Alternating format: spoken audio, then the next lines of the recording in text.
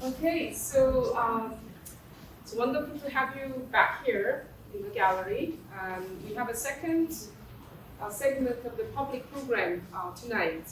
So this is Artist Talk by Leeanna Chipana, who's a recently hired adjunct professor who teaches in the visual art department. So for the exhibition Reimagined, which is the faculty show 2022.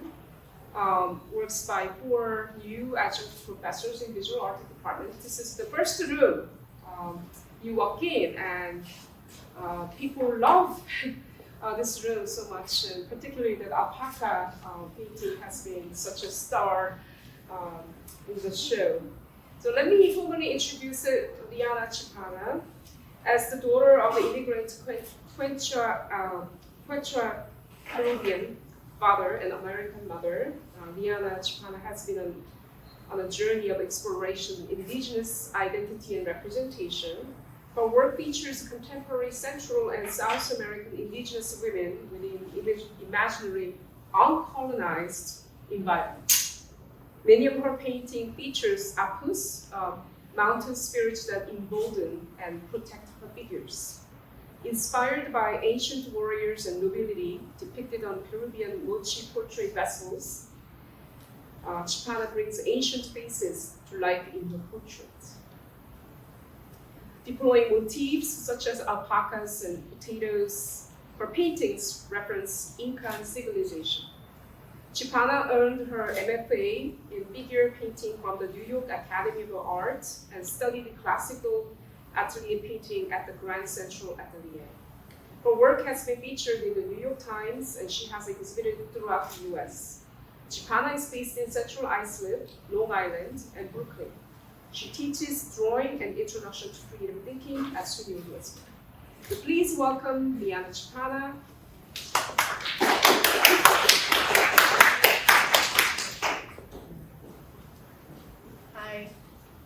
So first of all, thank you everyone for coming here. I appreciate it. Thank you so much. So I'm going to actually start in order, and I kind of want to go through the paintings. I have a lot of students here as well. I think it'll be helpful for them. So I'd like to actually start with this painting over here.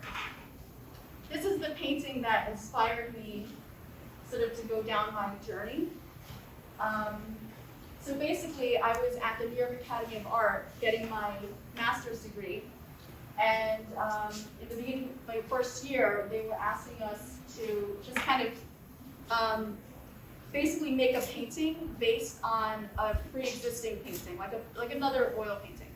So if you notice, you might notice this looks a little bit similar to something else that you. Does anybody want to guess like what painting was I being influenced by? The Mona Lisa, yes, perfect, yes. So I was thinking about the Mona Lisa and thinking about, how iconic that she is and how we see her often, and and thinking about how she is sort of representative of a lot of things, of beauty, and just looking at her face, and so I just kind of wanted to make my own version of that. So I reimagined just like my own Mona Lisa in a way. So that's what had gotten me started on this. You can see the mountains sort of behind her as well. So she's very conical, this sort of mountain shape. So she herself is a mountain, and then she has the mountains in the background. And I found myself really gravitating towards mountains for multiple reasons. I've done a lot of art residencies where I did plein air painting upstate, up in New Hampshire in the White Mountains. When I would go to Peru, Machu Picchu, and just looking at the mountains in the Andes, it's just very mesmerizing. I felt really connected to that. And then, upon my own sort of research and talking to family members, my father immigrated here from Peru. He's a Quechuan immigrant from the Andes. His first language was Quechua, which is a language of the Incas. And when he was older as an adult, he came to Lima and learned Spanish, and then eventually came to New York, where he learned English. And then he met my mother. My mother is American, So the mountain sort of is that repeats itself through the work. And what I found was that the Quechua people would believe that there were spirits in the mountains. Like each mountain has a spirit of its own, and these spirits are like protectors. So I wanted to kind of add that sort of protection or mountain spirits throughout my work. So you'll see that repeating itself. So that was the first piece I got inspired by it. But I would make my own, these sort of images here. You'll see this repeated throughout my work as well. It's like a 3-step shape there. That I saw a lot as well when I was going through. I would see that a lot on the ancient vessels, the ancient ceramics. I would see that repeated pattern throughout the arts of the Incas. So I really, really enjoyed that. So that was my first piece that was inspired. I'm going to jump over to this one here. This again also was part of my thesis as well. So this is a real woman. Her name is Maria. So that one was made up from my head. I actually used my eyes as a reference for it, and the rest of it and my hands. I used my hands as a reference. The rest of it I made up. The face here is Maria, so she's a real person. I have her sitting in front of me posing, and I painted her from life, like a small little version, almost treating it like a plein air painting. And then I did a large painting based on this small painting. And you can see the landscape behind is very saturated. So it's not a realistic landscape. It's basically the image is supposed to kind of represent her being sort of nostalgic for a land that she's actually not connected to, because she's like me, where she's born here, but she wants that connection, and she's yearning for that connection to where her parents immigrated from. And so in this scene here, it's sort of in her imagination what her idea, her romanticized idea of what it might be like, or what it might look like in her country. And she was from Bolivia, so she was also sort of connecting that. We have that connection of the Andes as well. So, and then, Maria and I would share experiences, would talk about, because our parents, my father came here, my mother's American, so similar to her parents, like they you grow up where they're not teaching you Spanish, and so she felt like sort of that disconnect because of the language barrier as well. So this is sort of a nostalgic scene that's happening here. And then I had started working on, I think this one was around that time, but I'll just mention that one so I'm kind of going in this order. These were both sort of done around the same time. In that painting it's hard to see, if you go up close you'll see it, there's potatoes on the ground. So for this painting I was thinking about actually, there's a painting by Lapage where the figure is sort of picking up these potatoes on the ground, and I was looking at that and thinking about that. So I was looking at another painting, be inspired by it. But the potato itself is something that fascinated me because the potatoes actually were originally cultivated in Peru. So when the Spaniards came and colonized Peru, they had discovered the potato there. And then, as all of you know, the potato is extremely important to all of our diets and everything, our everyday existence, because it's obviously everyone, what would we do without that potato, right? So I just I wanted to sort of like put him in this landscape with the potatoes sort of on the ground, sort of symbolic of, of what this sort of, important thing that the Incas developed and cultivated for us today, what we use today. So my roommate posed for this. So my roommate posed, but then I took him as a model, and then I made up the face. So the face wasn't his; it was a different person. And sort of made it up based on me studying faces and stuff. just looking at indigenous faces, looking at family, like just studying. And I kind of heighten up some of the warm tones as well, because in the Andes, you'll notice, or if you go there, you go to Machu Picchu, you know, if you ever visit, you'll see a lot of like rosy cheeks, because you're so high up, the altitude's so high that you actually, there's a lot of like warm, kind of almost like sunburn, like there's a certain brightiness to the skin.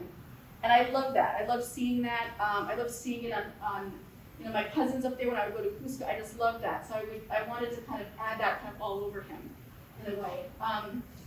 So then, and this, I think these were a little bit after, sort of after school. I had started, again, this is another piece where I'm being inspired by a painting. So some of you might know of Vermeer's painting, Girl with Pearl Earring, where she's just sort of looking to the side, you see that pearl earring. And I was thinking about that painting when I came up with this, and thinking about concepts of beauty as well. Like, who gets to decide what is beautiful? You know, who gets to tell us collectively as a society what is that? And so, Girl with Pearl Earrings, she's this, this beautiful figure, face kind of turning at you. And there's something very sort of arresting about the way that she looks at the viewer. And there's like something really, the way that she sort of, her gaze kind of captures the viewer. And so the gaze part is what I was really fascinated by. So I wanted to capture that here, where she's turning in mid-action, she's looking at the viewer. And so then she's sort of getting a hold of the viewer and starting to, maybe some sort of dialogue can start to happen if she can sort of just get a hold of you as the viewer, and then we can sort of enter her world, this imagined sort of indigenous world that I'm creating. It's sort of like this environment that maybe we can enter, and in this world, I kind of imagine it as if when Spain came to colonize Peru, colonize the Incas, I kind of imagine it, what would have happened if instead, if instead the Incas were not colonized, instead they were able to flourish, and instead maybe there was some sort of relationship where it was a positive relationship, and then they're sort of we're influenced by like European clothing, but we're not taken over by them. We're the ones that are sort of the showing, using our patterns, using our arts, using our style and our colors, and but we're influenced by them, or but we're just not, we're not decimated by them. So it was this uncolonized imaginary kind of world I started to find myself developing, and this sort of happened organically. I did not set out to do this. One painting leads to the next, I would just be really excited about, like, oh, yeah, she might need water. Are you okay?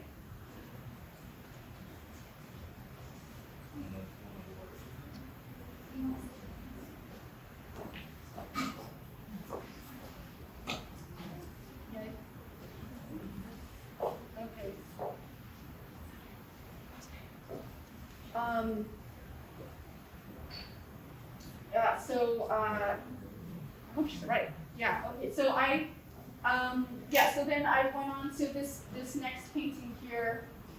Well, actually, I'll jump to this before I talk to that. This one is similar. You can see it's similar to this one over here. This one was just, the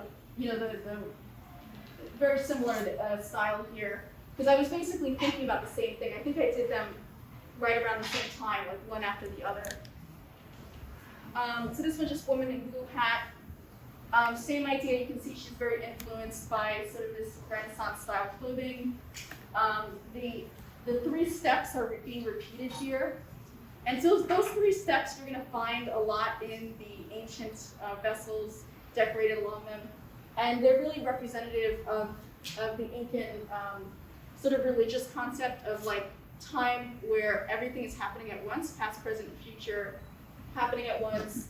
The steps also representative of the agriculture as well. They had invented sort of a step system to create actually 3,000 species of potatoes. So they were very, very advanced when it comes to agriculture. So you'll see that all throughout. And if you've ever seen pictures of Machu Picchu, you would see those steps. So these symbols here are kind of made up.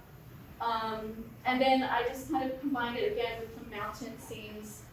And you can see the bowler hat. The bowler hat on the Quechuan women that you'll see, this sort of very European, 19th century kind of bowler hat. It's actually a funny story. What happened was that there was a shipment in the late 1800s, there was a shipment of hats for men that were all way too small for the men. So the men who were actually working in the mines and working in the land, these were all European men that were coming, working there. The shipment was way too small for their heads, so they actually gave them out to the women for free. They just gave them out. And so the hats, you'll find them wearing them today, and it's very much a part of their style.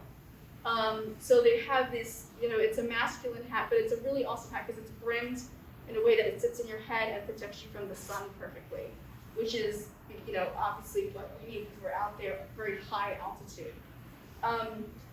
So we have the bowler hats. So I really, love those bowler hats, and I wanted to add them more. I have a bowler hat on my model, and Maria as well, which was my bowler hat from Peru. And so then I was working on, let's talk about that one. So this face here on the right is based on specifically the Moche civilization. In Peru, the Incas were not the only civilization. There's multiple civilizations. The Incas sort of took over various ones. Moche people specifically would make these portrait vessels. So there were these really beautifully sculpted heads that actually were containers that when any noble person, anyone who's in sort of a high of status, who they would be buried actually with these vessels. So they would actually get like a portrait done of themselves. And the portraits, if you see them, they're really incredible portraits. They're sculpted so beautifully, so meticulously.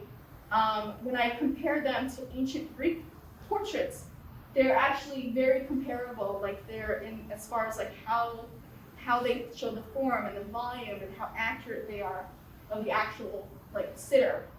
So what I did was I took one of those portraits that I found and I painted it. So this is a painted version of it, and that was my way of sort of making this person almost like, let's see what he would look like in real life and how he would look alive. So I wanted to kind of bring him to the here and now, and then also have him connect with this figure here. Now this figure is actually based on the face itself, and the specific person here is based on an episode that I saw on actual Vice News talking about a man named Amelie who was at the border, kind of basically waiting there. He ended up going underground. He was living this really, really horrible existence. And what had happened was that he was deported, even though he lived here in the United States for many, many years, had a home, had a wife, had kids, had a business, he had a mechanic shop, everything, but because something was wrong with his license, they were able to take him and they deported him. So he was literally built a makeshift underground house for himself because he was waiting there to try to come back home. So his miserable sort of existence was captured on Vice News, where they were showing his face, and to me, when I was looking at his face, I actually saw a lot of similarities to the portrait vessels that I was looking at. And I was like, these are, the same sort of facial features that one society at one period was nobility and was considered this sort of royal status. And now here we are, this face, and I kind of wanted to look at that connection and connect the two of them. And then also it was a way of offering Amelie some strength. Like if you can, sort of having him almost like walking with his ancestors.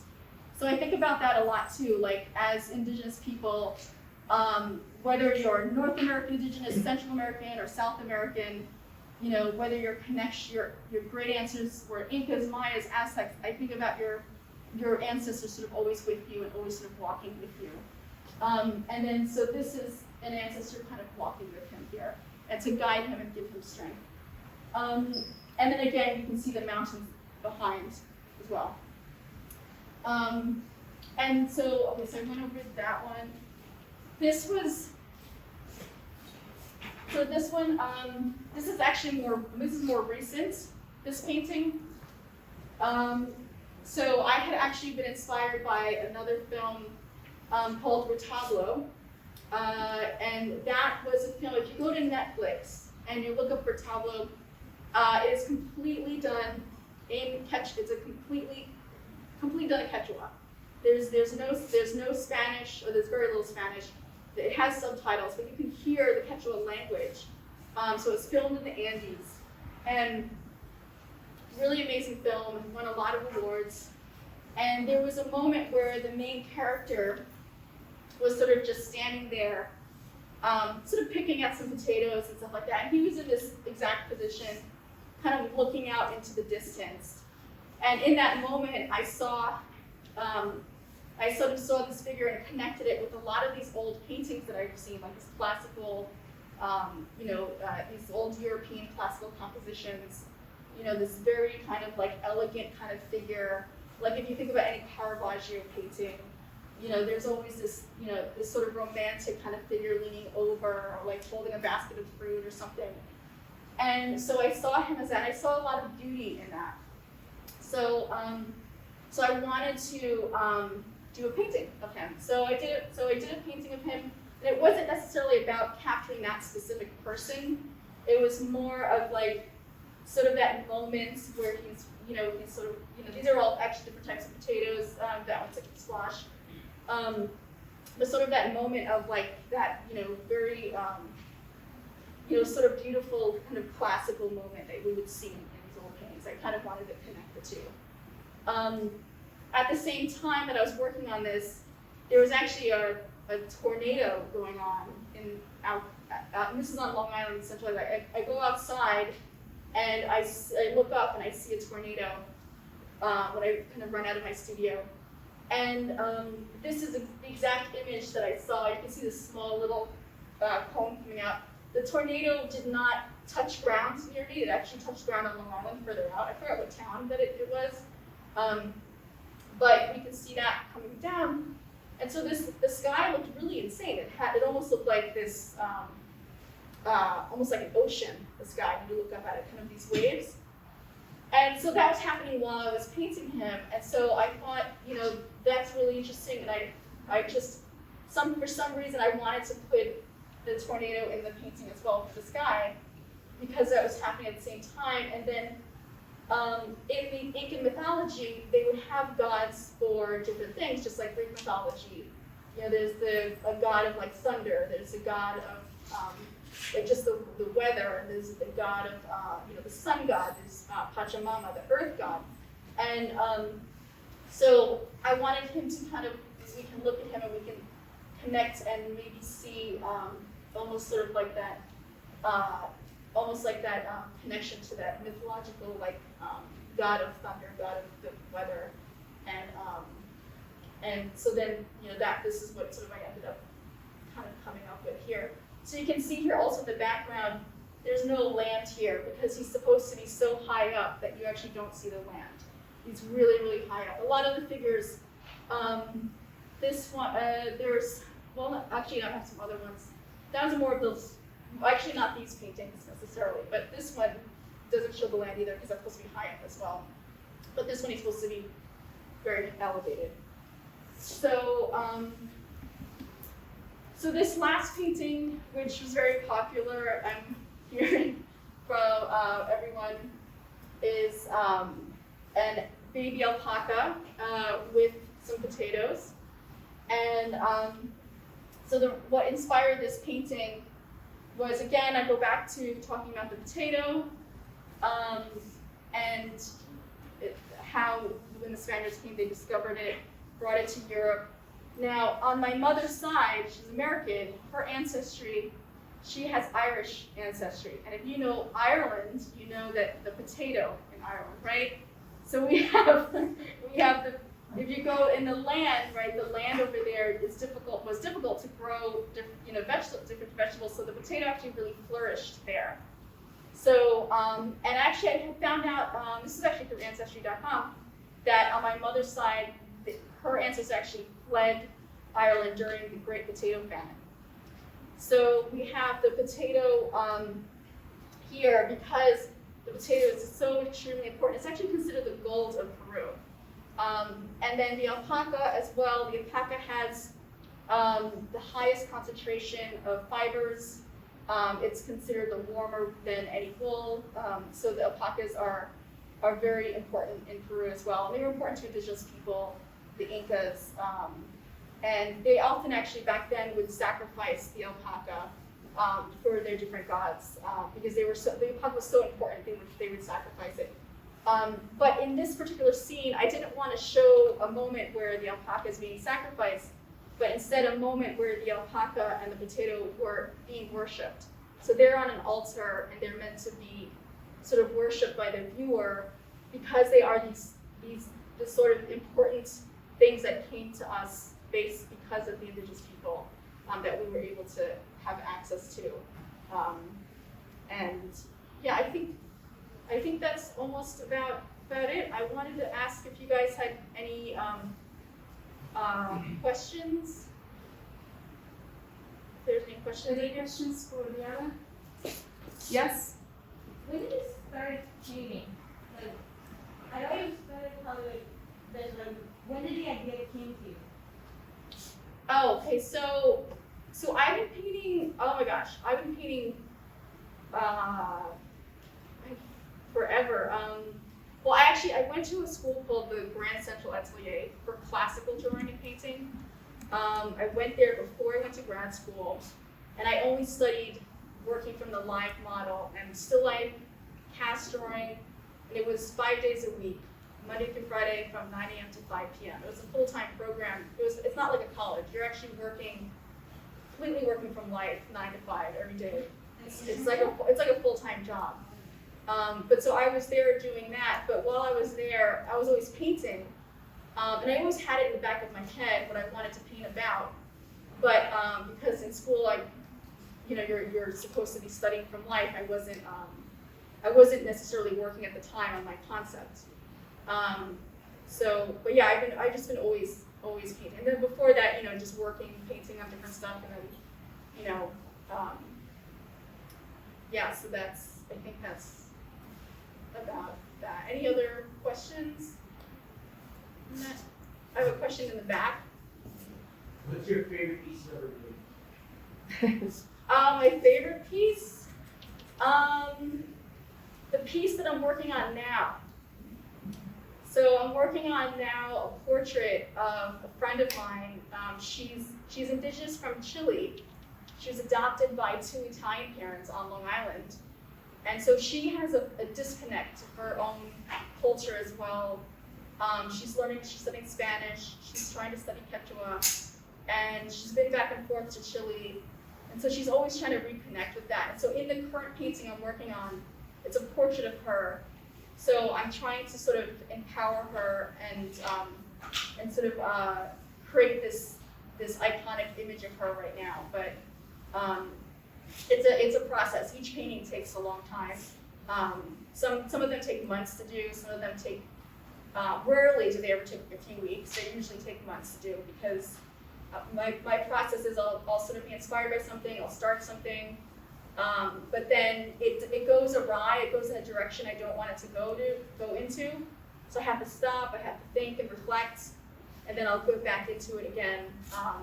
Or I'll just stop it, I'll push it aside, and this one doesn't ever get done, and I just do another one completely.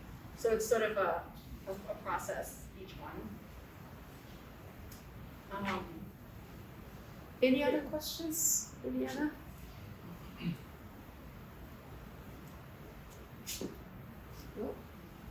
If not, let's give her applause. And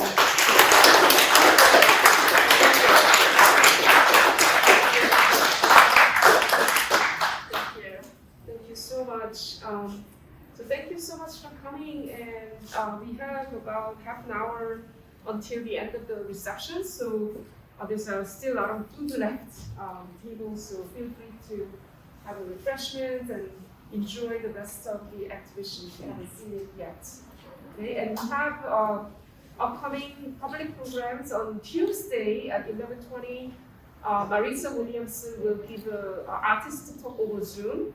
So I will, there's an announcement, and there's also information on gallery's website, emiliewallacegallery.org.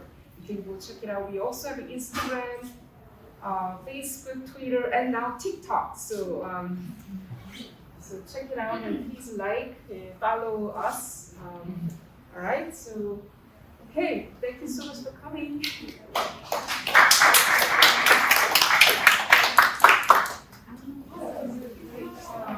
Thank you so much.